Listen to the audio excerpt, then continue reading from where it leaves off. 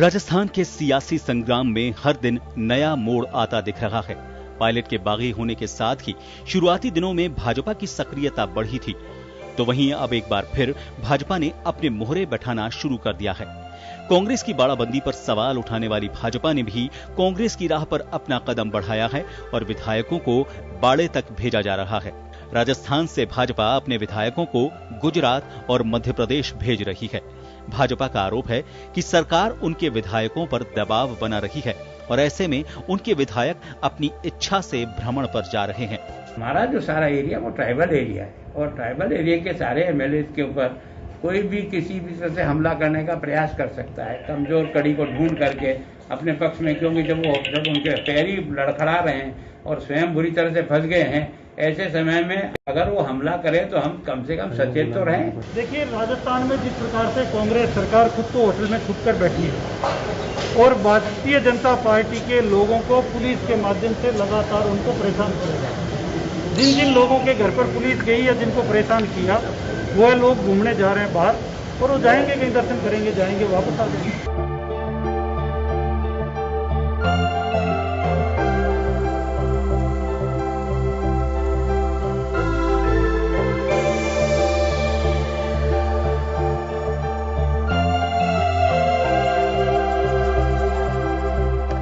राजनीति में बाड़ाबंदी शब्द नया नहीं है। हाँ, इतना जरूर है कि राजस्थान की राजनीति में इन दिनों ये कुछ ज्यादा ही काम में आ रहा है। राजनीति में माना जाता है कि जब भी बाड़ाबंदी होती है तब पार्टी के भीतर कुछ असुरक्षा की भावना होती है या फिर कुछ लोगों पर विश्वास कम होता है, जिनको बाड़ाबंदी में रखकर पार्टी समय पर वोटिंग में काम लेती है। राजस्थान की सियासत में भी कुछ ऐसा ही चल रहा है। कांग्रेस से पायलट के बगावत करते ही भाजपा ने इसे मौके के रूप में देखा, लेकिन कांग्रेस की बाड़ाबंदी पर सवाल उठाने वाली भाजपा अब खुद बाड़े में जाए तो सवाल उठना लाजमी है। उधर परिवहन मंत्री प्रताप सिंह खाचरियावास ने भाजपा पर पलटवार करते हुए कहा कि भाजपा को किसका डर है, लेकिन साथ ही ये भी संकेत दे दिए कि कांग्रेस की खरीद फरोख्त की मंशा कभी नहीं रही, लेकिन अगर वार होगा तो पलटवार भी संभव है। आप इसलिए मानकर चलिए कोई बाड़ेबंदी नहीं। और बीजेपी का जहां तक सवाल है, बीजेपी को अपना घर संभालना चाहिए। अब बीजेपी क्यों कर रही है बाड़ेबंदी? अब अचानक उनसे उनके एमएलए नहीं संभल रहे, तो हमने कुछ तोड़ना किया है, तो बीजेपी को भी सावधान रहना चाहिए, क्योंकि बांका नहीं भाग जाएगा किटे। वहां आपकी बीजेपी में तो विश्वास हासिल कर लो। आप सरकार गिराना चाहते हो। बीजेपी के बहुत नेता मेरे से बात करते हैं जो ये कहते हैं इन्होंने बीजेपी का ग्राफ 10-15% नीचे लिया है। कोरोना काल में 125 विधायक पहले से ही बाड़े में थे और अब भाजपा ने भी इसमें कदम रख दिया है। लेकिन इस बीच सवाल ये है कि क्या भाजपा खुद का घर टूटने से बचाने का प्रयास कर रही है या फिर सरकार बनाने की जोड़ तोड़ में भाजपा ये कदम उठा रही है। बहरहाल जो भी हो, लेकिन इतना जरूर है कि राजस्थान के विधायकों को बाड़ा कुछ ज्यादा ही रास आ रहा है। ब्यूरो रिपोर्ट, जन टीवी, जयपुर।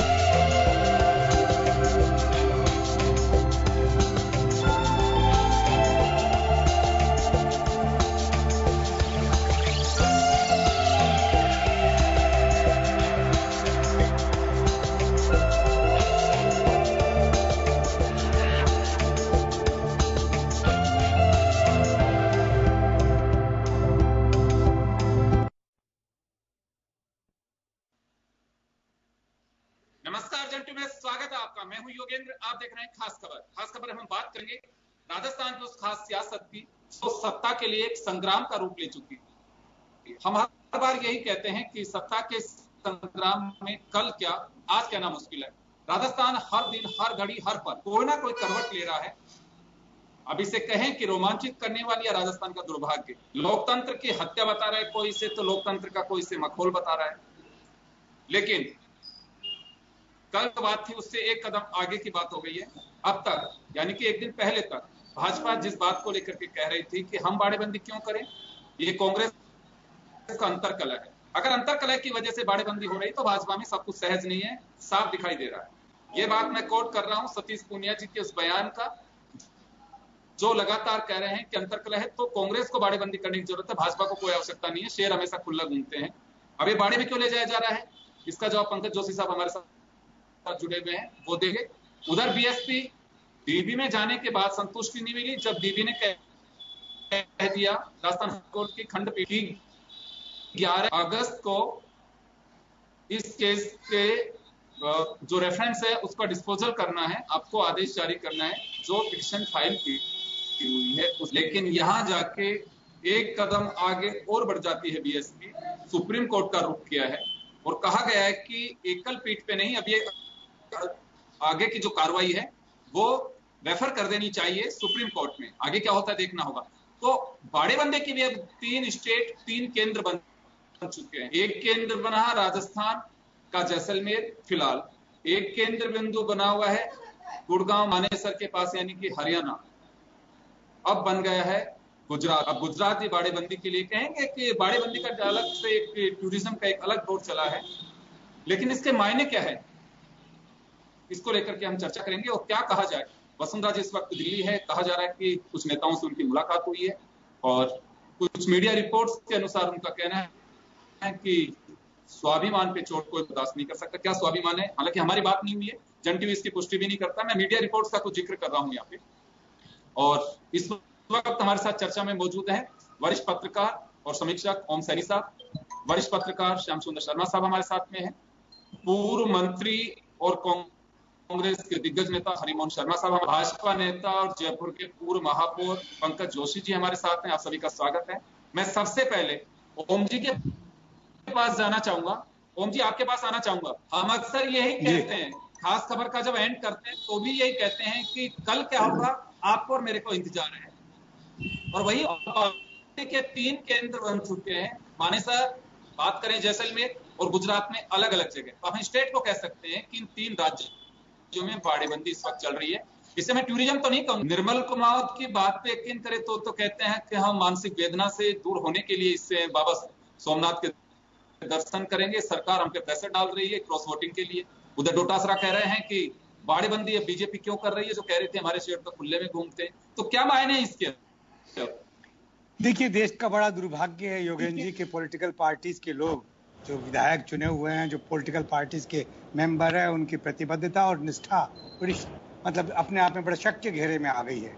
उनको हाँका जा रहा है और वो हकते हैं और स्वीकार भी करते हैं। तो ये इसका मतलब ये हुआ कि इतनी कमजोर, वैचारिक रूप से इतनी कमजोर नींव है कि कोई भी अपने आप में दावे के साथ में नहीं कह सकता कि मैं सचमुच में कांग्रेसी हूँ या भाजपाई हूँ या समाजवादी हूँ या साम्यवादी हूँ।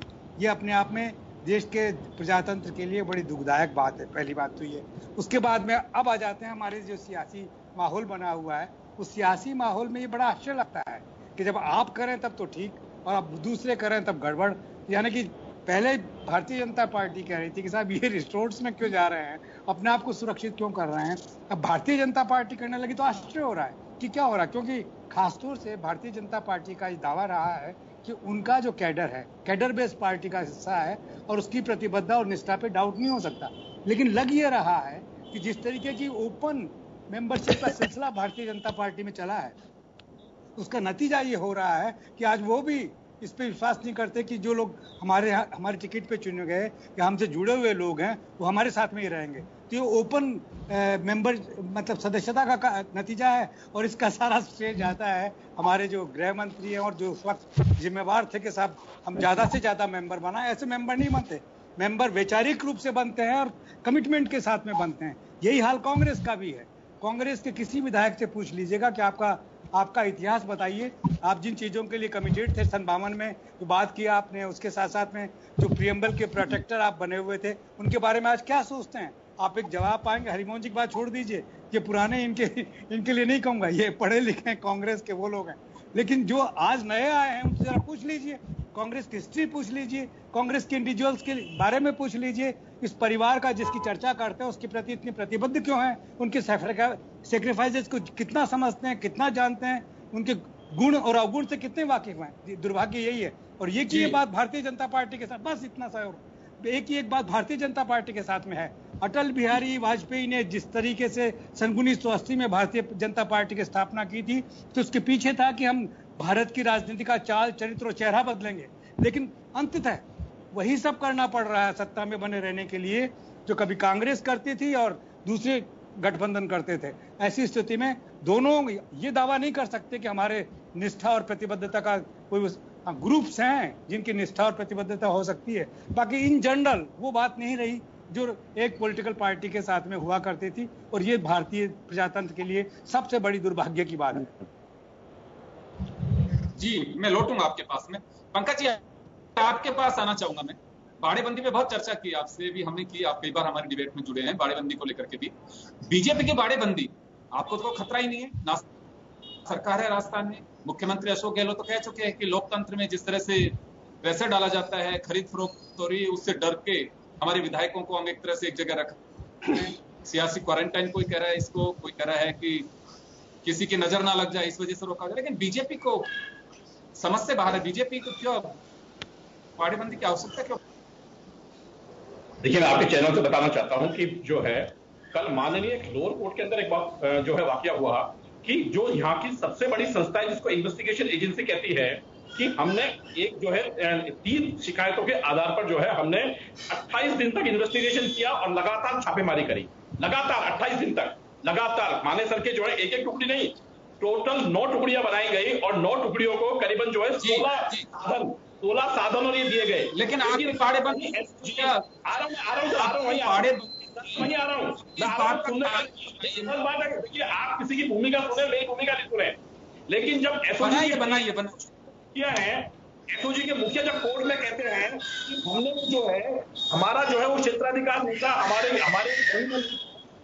इसको वापस लेते हैं और आप ठीक कर लेते हैं, इसका मीनिंग क्या था कि जो प्रदेश की जो एजेंसीज हैं, बड़ी बड़ी एजेंसीज हैं, वो कहीं ना कहीं लोगों को जो है, जो जनप्रतिनिधि हैं, जिन लोगों को जैसा कांग्रेस के बड़े नेताओं के साथ किया गया, उन्हीं तरीके से जो है आज जो है जब हमारे यहाँ ये खबर आई कि एजेंसीज का उपयोग किया जा रहा है, डराया धमकाया जा रहा है, उनको जो है अभी आपने कहा कि खुद स्वयं मुख्यमंत्री ने कहा कि यदि मैं राष्ट्रद्रोह का मामला यदि नहीं हुआ तो जो है इस्तीफा दे दूंगा, लेकिन आप देखिए कि हुआ क्या। मैं कह रहा हूं यदि राजस्थान में इसको क्या कहते हैं कि जो आदमी कहता है उसके कुछ ही दिन बाद, हो सकता है साल भर और 6 महीने बाद तो याद रहता है नहीं रहता, लेकिन ये तो क्वारंटाइन पीरियड था, उसी में भूल गए आप तो भाई। तो मैं कह रहा हूं कि जब ये चीजें मुख्यमंत्री के लेवल से होती हैं तो लगता है कि कहीं ना कहीं जो है एजेंसीज का उपयोग जो है इन कामों के कारण होगा और हमें अपनी सुरक्षा को जो है बंदोबस्त करना होगा, क्योंकि अब उनकी वहां तो जो है लगातार कह रहे हैं कि हम हमारे लोगों को जो है वापस लेके आएंगे। हम उनके जब आपसे व्यवस्था नहीं हुई तो आपने हमारे यहाँ को वोट करने की शुरू करने की कोशिश की, तो हमने कहा कि ठीक है हम तैयार हैं, इसलिए कोशिश करनी है अपने बचाव के लिए, हम अपने विधायकों को साथ रखेंगे तो 1.5 महीने के लिए नहीं, क्योंकि आने वाला टाइम जो है 4 दिन बाद का परिणाम होने वाला है। तो आप ये कहें कि उठ करके जो है आप जो है चले जाए क्योंकि आपके यहाँ तो सब चीजें हैं, तो मैं कह रहा हूँ कि इसीलिए है कि हमने जो कहा है कि हम उन चीजों से सचेत हैं और हम किसी भी रूप में जो आप किसी भी रूप में जो उनके जो भी उनके कार्य में है, जो भी उनकी जो गतिविधियां हैं, उनके ऊपर हम सकारात्मक रूप अपनाएंगे। जी, एक बड़ी सियासी खबर से आपको अवगत कराना चाहूंगा। एक मित्र ने जस्ट ही मुझे अभी पोस्ट की है और उसका मैं जिक्र जरूर करना चाहूंगा। मदन दिलावर जी को इस वक्त जिम्मेदारी दी गई है कि वो भाजपा विधायकों को फोन करेंगे, कुछ को मध्य प्रदेश शिफ्ट किया जा रहा है, किसको गुजरात किया जा रहा है। लेकिन झालावाड़ की से एक बड़ी खबर है कि नरेंद्र नागर और गोविंद प्रसाद ने साफ कहा है कि हम वसुंधरा राजे के निर्देश का इंतजार करेंगे, वो जैसा कहेंगे हम वैसा ही करेंगे। एक बड़ी खबर है ये, मैं आपको बताना चाहूंगा कि किसी मित्र ने मुझे शेयर की है और जो सूत्र कह सकते हैं उनमें खबर पुख्ता कह सकते, तो कुछ बातें आने वाली समय में कुछ और आने वाली हैं भी, जैसे जैसे आती, दोनों ही तरफ सहज नहीं दिखाई दे रहा है कुछ भी। तो होगा क्या?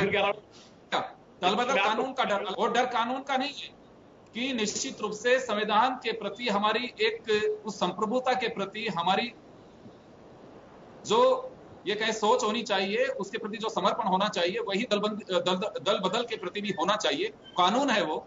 अब ऐसे में होगा क्या? श्याम जी के पास जाना चाहूंगा। श्याम जी, मौसम मुझे लग रहा है कि जिस तरह से मूसलाधार बारिश चल रही है, वैसे ही सियासी करवटें भी कुछ ऐसी ही चल रही हैं। देखिए योगेंद्र जी, आपने जो कैसे देखें इसे? बाड़ेबंदी के केंद्र बनते जा रहे हैं, बीजेपी बाड़ेबंदी जा रही है। एक सूचना ये भी आ रही है कि वसुंधरा राजे के दिल्ली के आवास पर एक कर्मचारी पॉजिटिव मिला है। अगर कर्मचारी पॉजिटिव मिला है तो वो मिली है किन किन से? 3 बड़े नेताओं से मिली है। अब क्वारंटाइन में जाएंगी। अब पंकज जी, आपको पता है क्वारंटाइन में क्यों जाएंगी? अब तो पंकज जी से नहीं मिली, लेकिन एक बहुत बड़ा अभी अपडेट मैं भी बता रहा हूँ, मेरे पास भी आया है जैसे सूचना। नार सिंह जी भी हो गए, सुमित्रा जी के हस्बैंड भी हो गए, कैलाश चौधरी थे केंद्रीय मंत्री, वो भी हो गए पॉजिटिव। वो तो जोधपुर एम्स से भर्ती है। उन्होंने सलाह भी दी है कि मेरे से जो मिला है वो परिवार से दूर हो जाए, अपने सुरक्षित रहे, क्योंकि बहुत तेजी से कोरोना फैल रहा है प्रदेश में।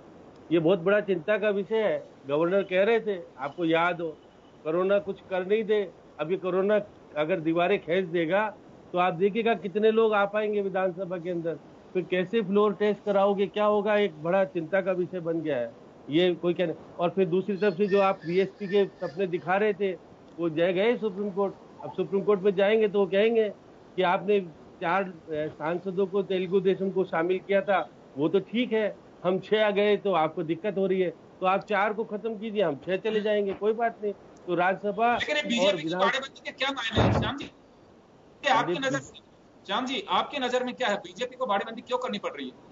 देखिए, चुन के किसको बाड़ेबंदी की गई है? जो वसुंधरा जी ने टिकट दिए थे, जीत के आए, उनकी बाड़ेबंदी हो रही है, क्योंकि वो तो वसुंधरा जी के कहने, अभी कह दिया, देखो झालावाड़ वालों ने कह दिया कि हम वसुंधरा जी के अलावा किसी का बात नहीं मानेंगे, क्योंकि टिकट ही उन्होंने दिया, पैसा उन्होंने दिया, जिता के वो लाई। तो बिल्कुल तो जो यस मैन के हैं, जैसे माधवराज जी के साथ थे इतने सारे लोग, वैसे वसुंधरा जी के साथ लोग हैं, वो बहन भाई, और क्या भुआ भतीजे वाला मामला है। भुआ भी ताकतवर है वो, हाँ ज्योतिराज, क्योंकि वो बुआ यहाँ पर ताकतवर है, वहां पर भतीजा है। तो अब देखिएगा भतीजे और बुआ की चाल चलेगी। अब किस फंसेंगे तो बीजेपी, देखो वहां पे बीजेपी को किसने दिखाया रास्ता? उन्होंने दिखाया। अब ये कहेंगी कि मेरे को करो, नहीं तो मैं जो कुछ करने करूंगी, क्योंकि वहाँ गवर्नर का ऑफर मिल रहा है, तो इसलिए प्रधानमंत्री जी से मिल पा रही नहीं, क्योंकि अब कोरोना वाली स्थिति आ गई तो मिलने का सवाल ही नहीं। तो कहते हैं घर पे कोरोना आ गया, अब प्रधानमंत्री जी के दरवाजे पे आप नहीं जा सकती, क्योंकि वहाँ तो ग्रीन जोन अलग से बनाया हुआ है। तो अब कल तक कह रहे थे पंकज जी, हमारे तो वो है, ये तो गए भी नहीं एयरपोर्ट छोड़ने, 7 लोग गए, अशोक लाहोटी छोड़ के आए। अब कौन टिकट की व्यवस्था कर रहा है ये बताएंगे, क्योंकि गए कहाँ है? गुजरात जा रहे हैं। गुजरात क्यों जा रहे हैं? तो गुजरात विधायक है बाबू भाई, वो उनकी मेजबानी की व्यवस्था उनको दी गई है। ये पुख्ता एक जानकारी हमें हमारे पोरबंदर से ही किसी रिसोर्ट से मिली है। वो उन्हें रिसीव करने भी पहुंचे हैं, तो एक रिसोर्ट में उनकी व्यवस्था कर दी गई है। जन टीवी की स्क्रीन पर आप देख सकते हैं कि वो पोरबंदर एयरपोर्ट से बाहर निकलते हुए रिसोर्ट के विजुअल भी मैं आप तक शेयर करने की कोशिश करूंगा, लेकिन फिलहाल हम आपको वो तस्वीरें दिखा रहे हैं जो पोरबंदर एयरपोर्ट की हैं। जयपुर और पोरबंदर, यानी कि आज का जो सियासी घटनाक्रम चला। बात जैसलमेर की भी करेंगे। जैसलमेर में भी तन्नोट माता के दर्शन करने पहुंचे राजेंद्र गुढ़ा और भंवर सिंह भाटी, सुखराम विश्नोई, तो चारों तरफ ही है, वहां मन्नत मांगी गई। एक बकरा भी देखा जा रहा है राजेंद्र गुढ़ा के साथ में, वो माता जी के चढ़ाने लेके गए हैं कि बकरा वहां मिला कैसे, बहुत ही पैसा के साथ में बकरा उनके साथ में है। तो चलिए माता जी के दर्शन करने कांग्रेस विधायक भी पहुंचे हैं। हरिमोहन शर्मा जी के पास आना चाहूंगा। हरिमोहन जी आपके पास आना चाह रहा हूं मैं। योगेंद्र जी, कांग्रेस विधायक, कांग्रेस समर्थित विधायक भी गए हैं, क्योंकि वो तो सवाल खड़ा कर दिया ना उनके ऊपर। बीएसपी वालों को तो अब ये कह रहे हैं कि है नहीं, क्योंकि कोर्ट में मामला चला गया, तो इसलिए उनको समर्थित विधायक नहीं आया, समर्थित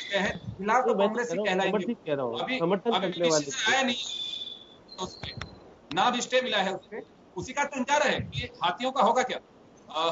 हरिमोहन जी आपके पास आना चाहूंगा। पंकज जी ने भी अभी कहा निर्मल कुमावत, हमारे किसी साथी की बात हुई है पोरबंदर एयरपोर्ट पे, तो उनका साफ ये कहना है कि राजस्थान में जिस तरह से जांच एजेंसियों के माध्यम से विधायकों पे दबाव बनाया जा रहा है, मुकदमे दर्ज किए जा रहे हैं, उस वेदना से बचने के लिए हम बाबा सोमनाथ के दर्शन करने के लिए आ चले हैं और कुछ दिन यहाँ रहेंगे, कुछ विधायक और आएंगे, ऐसा प्रश्न कर रहे हैं आप लोग। ये बीजेपी का आरोप है। कल आपने इसी संबंध में चर्चाएं की थी और उन चर्चाओं का केवल मात्र लक्ष्य था कांग्रेस पार्टी।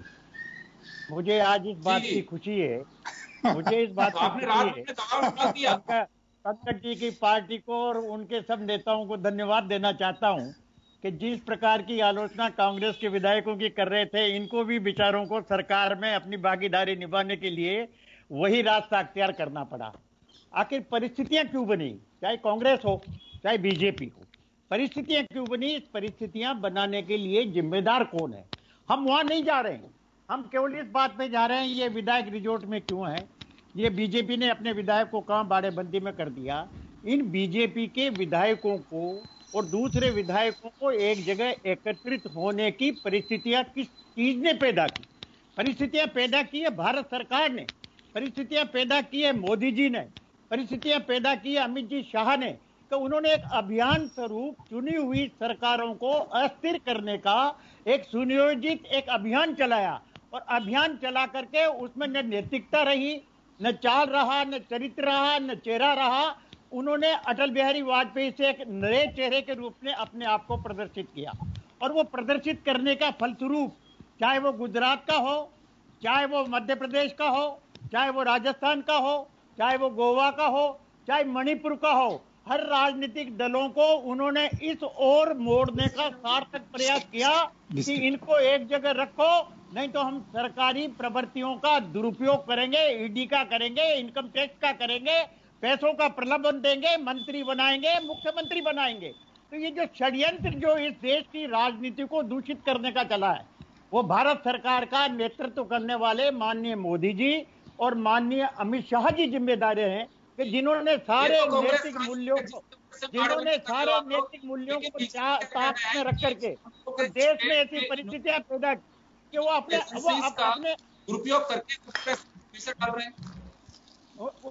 मेरी बात सुनो, वो अपने बात को जो उन्होंने परिस्थितियां पैदा की, आज उनकी खुद की यह हालत हो गई कि भारतीय जनता पार्टी के विधायकों को भी अपनी राजधानी अपने जयपुर से भगा करके दूसरी जगह ले जाना पड़ रहा है, क्योंकि एक कैलकुलेशन का मामला है।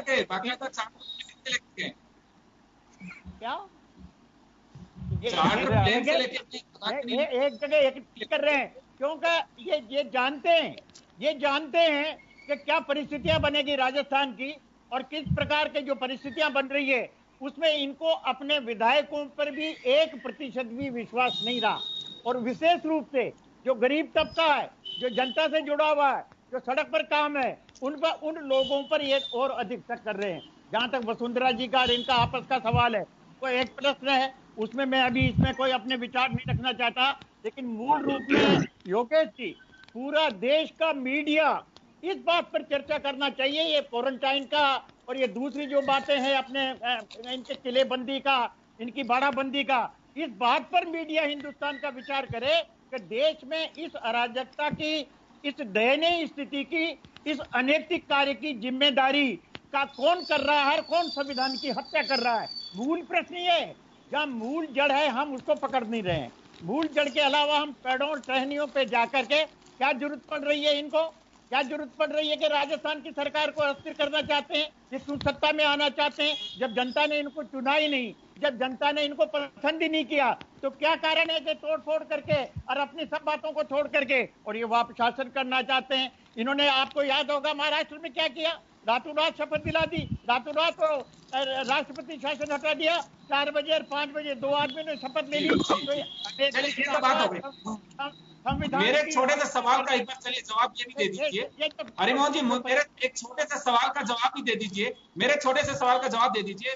बीजेपी के विधायक आरोप लगा रहे हैं कि उनपे प्रेशर डाला जा रहा है क्रॉस वोटिंग के लिए, इस वजह से उन्हें सबको एक जगह रखने के लिए गुजरात और मध्य प्रदेश अलग अलग जगह पे शिफ्ट किया जा रहा है। कुछ को एक जगह रखा जाएगा, कुछ को एक बाड़ी में रखा जाएगा। अगर बीजेपी के विधायक इस प्रकार का आरोप लगा रहे हैं, बीजेपी के नेता इस प्रकार का आरोप लगा रहे हैं, तो कांग्रेस के कुछ आदमी इनके विधायकों को खरीदना चाहते हैं, तो एफआईआर दर्ज करवाइए, काम करेगी, एंटी करप्शन काम करेगा।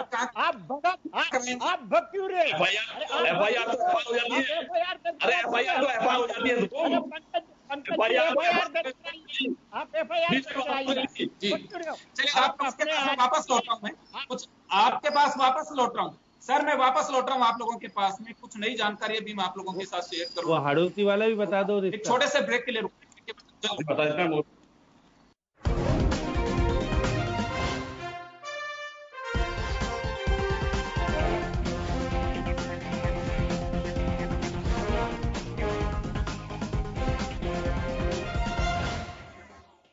फिर आपका स्वागत है। आप देख रहे हैं खास खबर। बात कर रहे हैं राजस्थान की सियासी संग्राम की। बड़े दुख होता है संग्राम जब आता है, लेकिन करें क्या, हालात कुछ ऐसे ही है। ये किसी संग्राम से कम नहीं है। कोई किसी को कहां लेके दौड़ रहा है, कोई किसी को कहां लेके दौड़ रहा है। और उठापटक जो है, उठापटक में भी यही होता है कि नजरें रखी जाती हैं, लेकिन ये तो बाड़ेबंदी। हमने काफी कोशिश की थी इसे सियासी क्वारंटाइन, लेकिन क्वारंटाइन का जो पीरियड है वो बीत चुका। तो इसके बाद में हम क्या कहें इसे आगे, इसे फिर बाड़ेबंदी कहना पड़ेगा, क्योंकि वो एक टाइम पीरियड होता है कि तब तक कि आपको क्वारंटाइन रखा जा सकता है, वो लिमिट क्रॉस कर चुके हैं। अब बीजेपी क्वारंटाइन रखती है कि आगे की बाड़ेबंदी बढ़ाती है, लेकिन जो भी हो 14 तारीख को आना ही पड़ेगा सबको। और प्रदेश भी जानना चाहता है कि 14 तारीख को क्या फ्लोर टेस्ट अगर होगा तो उसमें होगा क्या, सत्ता बची रहेगी या किसी की दूसरे की कुर्सी, यानी कि सत्ता की कुर्सी। अब तक तो ये कहा जाता है कि कुर्सी पे कोई दूसरा बैठेगा, लेकिन क्या किसी दूसरी गोद में जाएगी सत्ता, ये देखने वाली बात होगी। मैं वापस एक बार ओम सैनी साहब के पास जाना चाहूंगा। ओम जी, आपके पास आना चाह रहा हूं मैं। बड़ा एक एक्सपीरियंस आपका। राजस्थान एक ऐसी प्रयोगशाला बन गया है, वो चाहे जुडिशियल मैटर्स के हो या फिर असेंबली का हो या फिर पॉलिटिकल एक्टिविटीज को लेकर के हो। ये जो कुछ टाइम चल रहा है, लगभग एक महीने से, एक नजीर बनेगा देश के सामने।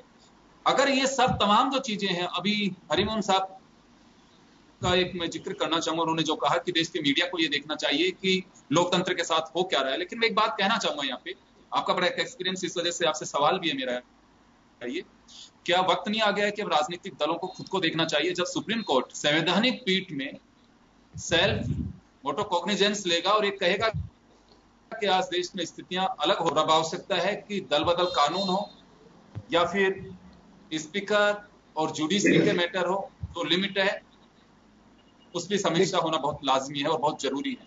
ये राजनीतिक दलों को करना चाहिए, लेकिन वक्त ऐसा तो नहीं होगा कि अब सुप्रीम कोर्ट को दखल करना पड़े, क्योंकि राजस्थान एक ऐसे, कर्नाटक को छोड़िए, गोवा को छोड़िए, मणिपुर को छोड़िए, मध्य प्रदेश को छोड़िए, बहुत शॉर्ट टाइम पे लग भी रहा था कि ऐसा होगा, काम खत्म होगा, लेकिन राजस्थान एक अलग इतिहास बना रहा है, जो मुझे लगता है कि कानून के क्षेत्र में हो चाहे विधानसभा में नजीर देने की बात होगी, जरूर उसका जिक्र होगा। जी देखिए योगेंद्र जी, राजस्थान में तो खासतौर से कांग्रेस पार्टी का जो अपना जिम्मेवारी का काम था वो गड़बड़ा गया इसलिए कि सचमुच में जो राजस्थान के मुख्यमंत्री ने फरमाया कि उनके जो पीसी चीफ और डिप्टी चीफ मिनिस्टर आए, उनको लंबा वक्त मिला, 4-5 साल मिले काम करने के लिए, तो उनको जिस तरीके से काम करना चाहिए था वो करने के बजाय वो इस कुर्सी पे ही निगाह टिका के लगे रहे कि मुझे मुख्यमंत्री बनाया जाना चाहिए। तो ये कमजोरी इसीलिए आई कि वैचारिक रूप से ये लोग बहुत कमजोर हैं और एक खास किस्म का जो कॉर्पोरेट ओरिएंटेड यूथ है जो बिल्कुल बाहर निकल के आता है और सीईओ बनना चाहता है, जल्दी से जल्दी आगे बढ़ना चाहता है। इनके साथ में क्या कहते हैं, पायलट के साथ में यही हुआ, सचिन पायलट के साथ में, कि उनको पिता की विरासत मिली बड़ी अच्छी तरीके से और उनको लोगों ने बहुत आसमान पे बिठा लिया सारा। लेकिन वो लोग जिस तरीके से दीक्षित जैसे होने चाहिए, जैसे मुख्यमंत्री ने एक शब्द इस्तेमाल किया कि रगड़ाई नहीं हुई, मीनिंग देयर बाय कि इनकी पढ़ाई लिखाई नहीं हुई, ये नहीं जानते कि कांग्रेस की जन संगठन क्या है, कांग्रेस की वर्किंग क्या है, कांग्रेस की हिस्ट्री क्या है, कांग्रेस किस समाजवाद के लिए कमिटेड थी, कांग्रेस किस सहकारिता मूवमेंट के लिए कमिटेड थी, कांग्रेस आज इस विकास के रास्ते पे बदलाव आया है उसमें क्यों पीपल ओरिएंटेड बातों को लेकर के यूपीए 1 के साथ में आगे बढ़ती रही। ये सारी चीजें बतानी चाहिए। ये लोग न तो जानते हैं और न समझना चाहते हैं, और तो कुल मिलाकर के ये कि किसी तरीके से हम अपनी हैसियत बना लें, तो यही नतीजा रहा कि जो 19 लोग बाहर बाहर जाने के साथ ही ये सारा गड़बड़ाया है मामला, और उसके बाद में फिर सियासी चालों में जो शतरंज खेलनी पड़ती है वो तो फिर खेलनी पड़ती है। जब अंकों का सिलसिला आ जाता है तो अंकों, फिलहाल इस मुद्दे पर हम केवल बीजेपी को दोषी नहीं ठहरा सकते। कांग्रेस का इसके लिए राजस्थान के संदर्भ में तो देखिए, एक बात आप इस बयान को भूलेंगे नहीं, हम लोग 5 साल से लगातार सुन रहे हैं कि कांग्रेस को समूल उखाड़ के फेंक दो, कांग्रेस का कोई वजूद ना रहे। ये आपने और मैंने नहीं कहा, ये जुमला अमित शाह साहब और नरेंद्र मोदी साहब बोलते रहे हैं। तो एक फेडरल गवर्नमेंट में एक पॉलिटिकल पार्टी जो हिंदुस्तान के हर हिस्से में मौजूद है, उसके इस तरीके से हास्यास्पद तरीके से जिम्मेवार लोग अगर बयान देते रहेंगे तो उसका नतीजा क्या होगा? उसका नतीजा यही होगा जो आज हमें देखने को मिल रहा है। तो भारतीय जनता पार्टी ने तो हमारा जो डेमोक्रेटिक ढांचा है, दुर्भाग्य है ये मैं मतलब लांछित करके बहुत प्रसन्न नहीं हो रहा हूं, क्योंकि अटल जी की पार्टी ऐसी नहीं थी, मैं ये कह रहा हूं। तो जितने इंस्टीट्यूशंस को जो बर्बादी का रास्ता दिखाया है, जिस तरीके से उसको इस्तेमाल करने का सिलसिला स्टार्ट हुआ, ये बड़ा दुर्भाग्यजनक है। ये ऐसा नहीं कि ये पहली बार हो रहा है, हमने इससे पहले इमरजेंसी के पहले भी हमने देखा, जब जिस तरीके की चौकड़ी इंदिरा जी के आसपास में इकट्ठे होकर के आपातकाल का सिलसिला हुआ, हम जानते हैं उस बात को। लेकिन भाजपा तो चाल चरित्र और चेहरा बदलने के लिए आई थी, उसने जो ये किया है और जिस तरीके से अपनी डेमोक्रेसी, इनर डेमोक्रेसी को 2 लोगों में समाहित करके रख दिया, बस 2 लोग हैं वही सब तय करते हैं, बाकी लोग सब मतलब राजस्थान में जो भारतीय जनता। आपसे एक सवाल लगा, आपका बड़ा एक एक्सपीरियंस है। चलिए, कांग्रेस मुक्त भारत की बात की, जो आप कह रहे हैं कि 2013 से जो सिलसिला चला, गुजरात के मुख्यमंत्री रहते हुए उनको चीफ कैंपेनर बनाया गया, उसके बाद से कहा गया कि कांग्रेस मुक्त भारत की अवधारणा आई, वो बात ठीक है। लेकिन कांग्रेस को खुद को भी चाहिए था, पार्टी आलाकमान को भी चाहिए था, या कहीं ना कहीं डायलॉग का अभाव रहा है? ऐसे क्या हालात? बिल्कुल ठीक कर रहे हैं युगन जी, बिल्कुल ठीक कर रहे हैं। मैं आपकी बात पकड़ के आगे बढ़ना चाहता हूं।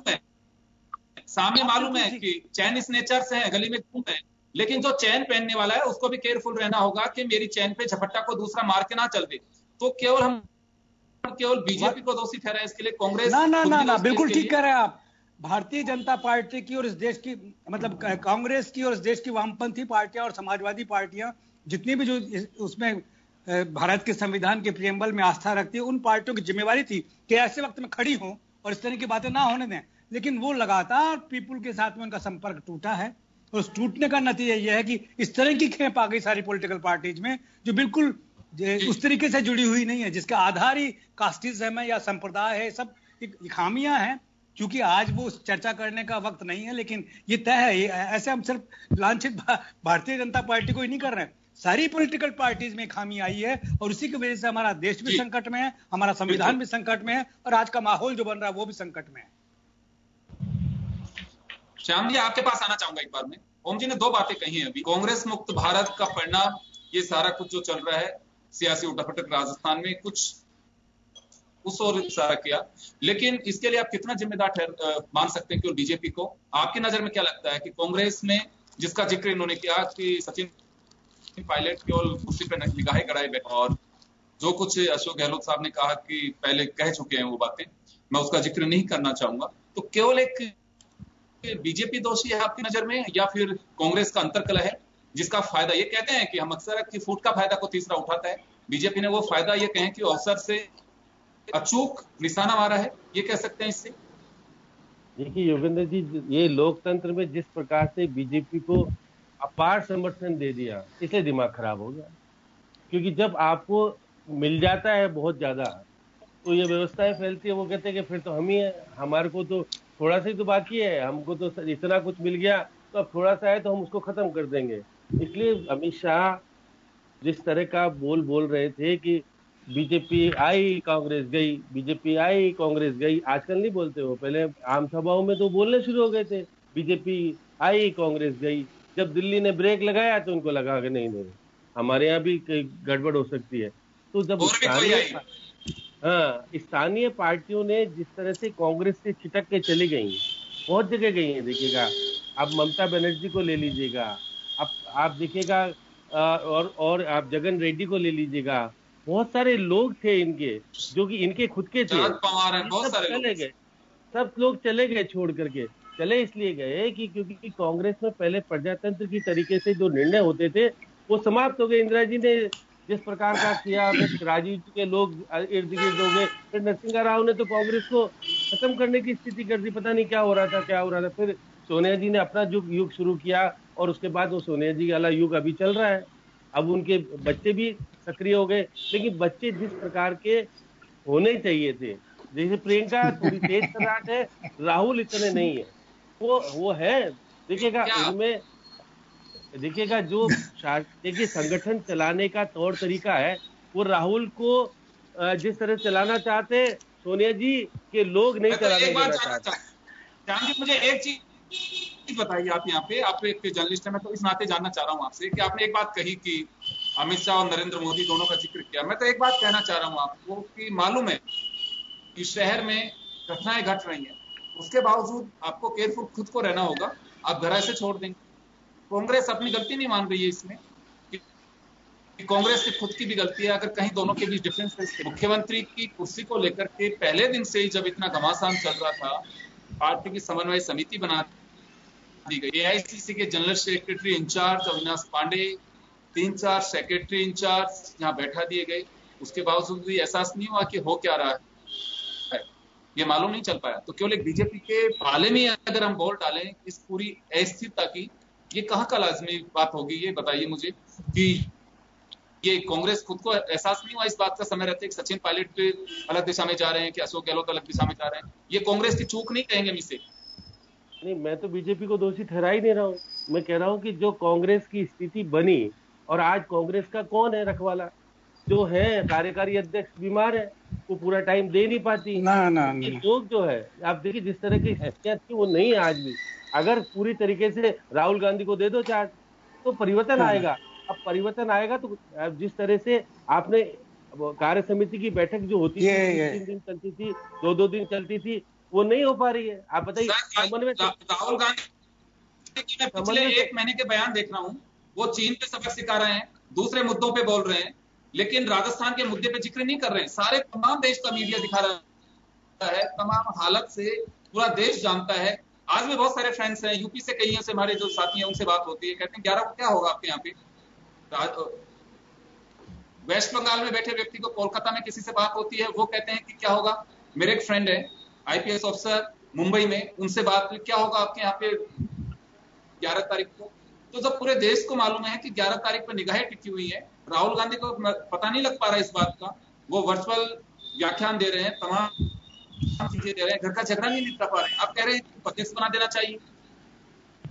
योगेंद्र जी, जब समन्वय समिति बनाई, समन्वय हुआ ही नहीं, बैठक ही नहीं कर पाए। देखिए, जिसको जिम्मेदारी दी गई उसने बैठक बुला कर दोनों, क्योंकि दोनों ही इतने पावरफुल है, वो कह रहे थे समन्वय हो ही नहीं सकता, 3 इनके पास है, 4 उनके पास है, सदस्य बट गए आपस में। मतलब कांग्रेस की पार्टी के लोग जो होने चाहिए समन्वय करने वाले, वो लोग नहीं है वहां। तो क्या, मेरे लोग 4 है, तुम्हारे लोग 3 है, तो निर्णय मेरा चलेगा।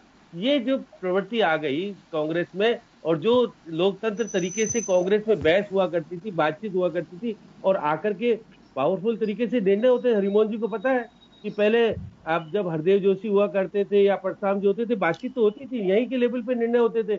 अब तो टिकट का बंटवारा भी कौन करेगा? तो वही तो कह रहा हूं, तो केवल अकेले बीजेपी को क्यों दोषी ठहराया जाए इसमें?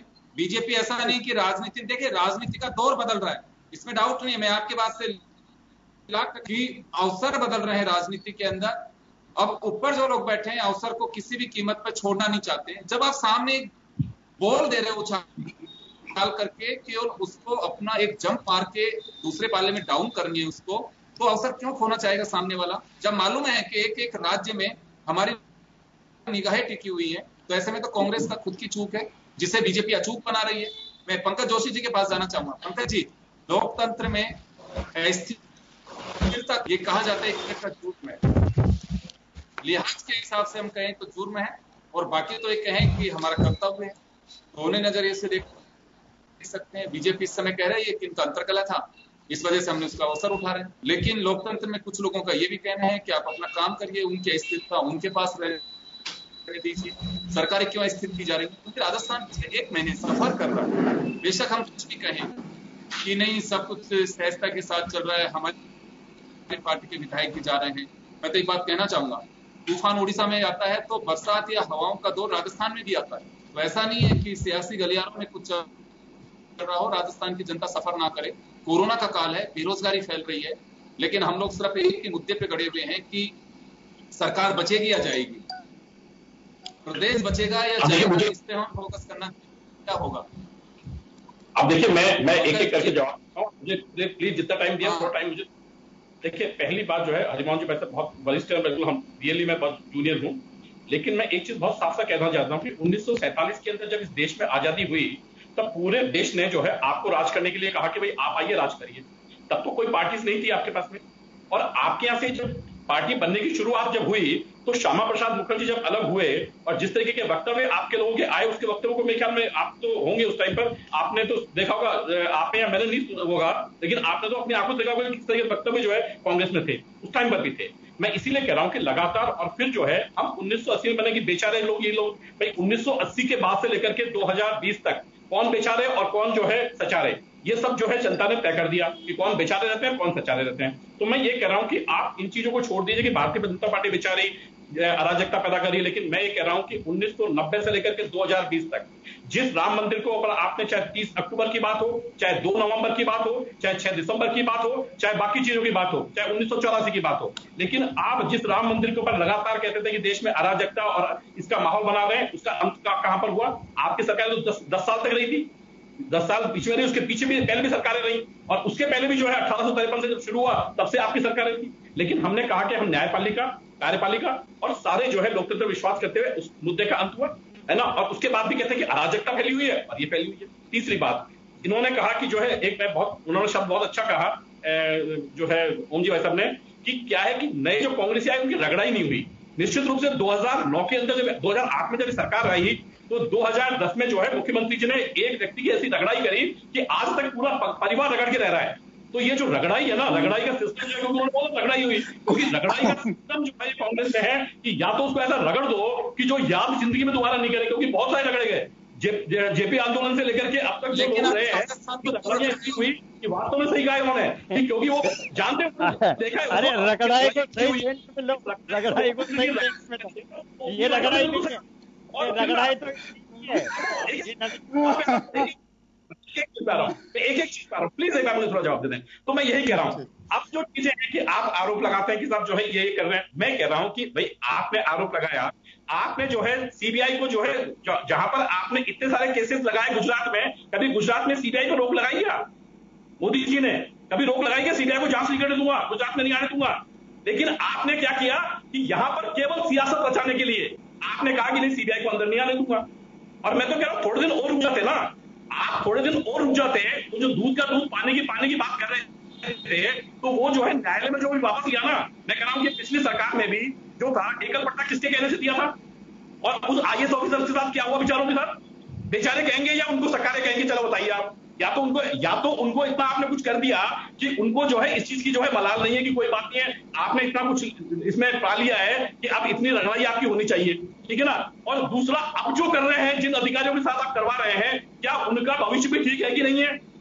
क्या बेसिकली झूठी एफआईआर कराने वालों के अगेंस्ट में धारा 166 है कि नहीं है? न्यायालय की न्यायपालिका को मानते कि नहीं मानते? आप जब ये कहते हैं कि जो है कि देश में जो है अराजकता का माहौल है, अरे भाई अराजकता की एजेंसीज की तो हालत आपने कर रखी है। हमने मुझे बताइए कि चलो कौन सी चीज को आपने कहा कि हमने जो है आपने कहा इनकम टैक्स, ईडी और सीबीआई, कौन सा केस वापस ले लिया हमने? किसकी जांच वापस ले ली हमने? आपको क्या, और जिसके आप 12 करोड़ रुपए मिले वो आज भी आपके साथ है कि नहीं है? बताइए। चलो पंकज जी, मेरा तो एक्सपीरियंस है पंकज जी, मिले बहुत ज्यादा उम्र तो नहीं है, बहुत ज्यादा उम्र तो नहीं है, लेकिन मुझे भी एक एक्सपीरियंस है, मैं पढ़ता लिखता हूँ, देखता हूँ। सीबीआई में इनकम टैक्स केस वापस नहीं लिया जाता, प्रताप सिंह खचरिया फाइल बना करके रखते हैं, फाइल बना के रखते हैं, अवसर आने पर उसका उपयोग करते हैं, वापस नहीं लेते हैं केस, वापस नहीं लेते हैं। ईडी टैक्स और सीबीआई में केस वापस नहीं लेते हैं, उस फाइल को बना के रखते हैं जैसे कि पार्टी का मैनिफेस्टो। अवसर आने पर उसको दिखाया जाता है कि आपकी औकात ये है, आप इधर आ रहे हो या इधर जा रहे हो। ये एक पार्टी, आप पे आरोप लग रहा हूं मैं, ये सभी पार्टियों का है, सभी पार्टियों का। मुलायम सिंह कई बार संपत्ति का लगा ही रखा है मामला की वजह से, ज्यादा बने उस फाइल की वजह से बहुत सारे। आप कैसे दुरुपयोग नहीं करो, आप बताओ मायावती के साथ क्या कर रखे हैं आपने? अवसर आने पर उसे दिखाया जाता है कि आप क्या कर रही है बता दो ना, करेंगे जो मदन दिलावर इनकम को कैसे टैक्स प्यार हो गया बीएसपी से, ये भी बता दो। हरीश साल्वे क्यों आ गया, ये भी बता दो। कोई भी कार्रवाई यदि गलत हुई तो उसके अगेंस्ट में कांग्रेस पार्टी, अदर पार्टी कोई भी एक बार भी माननीय सुप्रीम कोर्ट में गई है क्या? माननीय हाईकोर्ट क्या गई है? अरे बीएसपी वाले खुद गए सुप्रीम कोर्ट, जो सुप्रीम गए सुप्रीम कोर्ट। सुप्रीम कोर्ट को प्रेस कॉन्फ्रेंस करनी पड़ती है आजकल के अगेंस्ट में। तो 4 जज आके बैठ के अपने आप को बचाने के लिए। हमारे तो लोकतंत्र ही नहीं रहा, वो हमारी डिस्कस ही नहीं हो रहा। क्या एक आप मुझे नहीं बताऊंगा। 4 जज आकर के कहते हैं पहली बार आ रहे हैं श्याम जी, हम राजस्थान के परिप्रेक्ष्य में चर्चा करना चाहिए। मैं माफी चाहूंगा आप लोगों को, जो विधानसभा राजस्थान के मुद्दे पे हम राजस्थान के देखिए जितना राजस्थान की करियर राजस्थान का है, पब्लिक यहाँ की परेशान हो रही है अभी। जी हरिमोहन जी के पास जाना चाहूंगा मैं। हरिमोहन जी आपके पास जाना चाह रहा हूँ। मैं एक बात जान रहा हूँ, आप लोग बीजेपी पे आरोप लगा रहे हैं, आपको नहीं लगता कि कांग्रेस खुद भी जिम्मेदार है? हरिमोहन जी आपके पास आना चाह रहा हूँ मैं। आप दोबारा बोले, क्या चाह रहे हैं? दोबारा बोले आप, क्या प्रश्न? क्या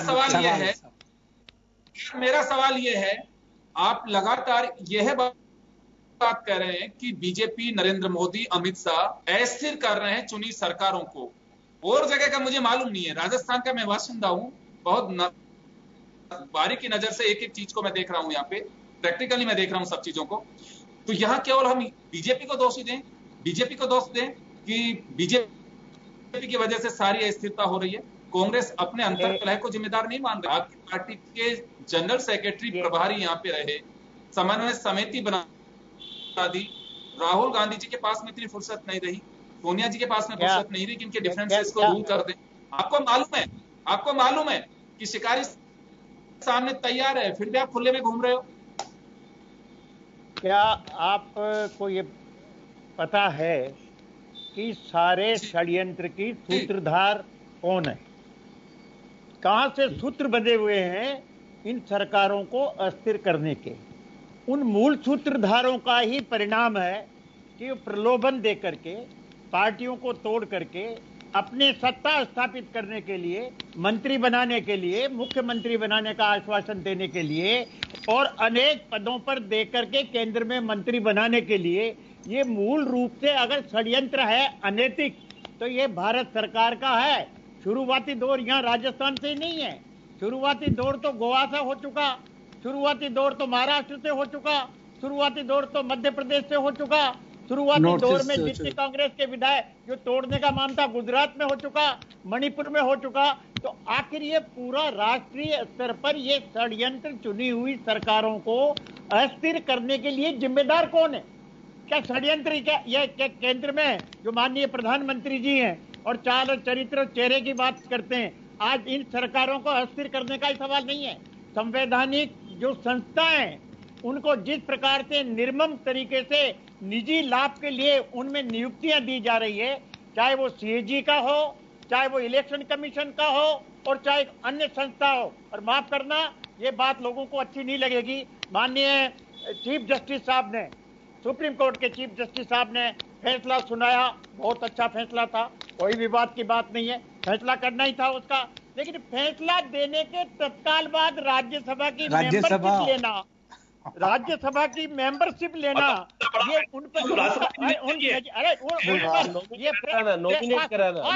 पंकज जी बात सुनो, राज्यसभा का एक मिनट, अरे आप जवाब देना, आप सुनो। राज्यसभा का टिकट भारतीय जनता पार्टी के माध्यम से प्रधान राष्ट्रपति के यहाँ से उन नॉमिनेशन में उनका तत्काल नाम देना, ये जुडिशरी के हाँ नॉमिनेशन ही होता है भाई, पता है। अरे जुडिशरी के ये तो सारी बात हो गई। मुझे तो हरिमोहन जी ये बताओ, खुद जिम्मेदार है तो आप जुडिशरी को इस ढंग से ले जाना चाहते हो, आप सीएजी को इस ढंग से ले जाना चाहते हो, आप इलेक्शन कमीशन को इस ढंग से ले जाना चाहते हो, और इस प्रकार से संवैधानिक मूल संस्थाओं को कमजोर करके और संविधान के विपरीत आप सरकारों को अस्थिर करना चाहते हो। तो आपका तो अभियान है एक तंत्र कायम करना चाहते हो, तानाशाही काम करना चाहते हो। आपकी पार्टी में कौन सा लोकतंत्र है? मोदी जी के सामने कोई बोलता है? अमित शाह जी के सामने कोई बोलता है? मुझे तो ये बताइए, लेकिन कांग्रेस एक आदमी नहीं बोलता, एक आदमी नहीं बोलता। लोकतंत्र की बात करते हो, वहाँ भी नॉमिनेशन आते हैं, आपके भी नॉमिनेशन आ रहे हैं। कितने कितने जो है अटल जी का युग नहीं है, राजस्थान का सीएजी तक सभी को रोकना साहब, कल वापस मिलेंगे हम। मैं रोकना चाहूंगा, समय कम है। तो कुल मिलाकर ये कि राजस्थान एक नई अंदाज, नई दिशा, नए फ्लेवर के साथ हर रोज तैयार रहती है, जिसका हम जिक्र करते हैं। मैं फिर कहूंगा कि सत्ता का संग्राम कहना एक जर्नलिस्ट के लिए बहुत दुखद है। हमें बड़ी तकलीफ होती है कि संग्राम का नाम लेते हैं। हम चाहते हैं कि शांति बहाल ही रहे, सियासत पे चर्चा होनी चाहिए, लेकिन संग्राम पे नहीं। लेकिन हालात कुछ ऐसे ही है, क्वारंटाइन का समय निकल गया, तो इस वजह से हमें बाड़ेबंदी कहने को मजबूर होना पड़ रहा है। लेकिन पिक्चर अभी बागी है। जैसे कहा जाता है कि जब तक ये बागी, मैं इस वजह से कह रहा हूँ पिक्चर बागी इस वजह से कि बगावत का दौर, पहले एक जगह बगावत थी, आज बाड़ेबंदी।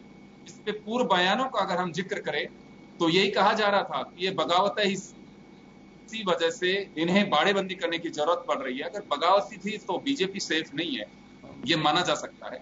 इसी वजह से शायद बीजेपी को भी बाड़ेबंदी करनी। आगे क्या, पिक्चर अभी बाकी है, आगे क्या होगा आपको मेरे को इंतजार है। जैसे होगा आप तक जरूर मिलेगा, मुख्यमंत्री अशोक गहलोत रहेगा, बहुमत मिलेगा, स्पष्ट बहुमत मिलेगा। कितनी गाली चल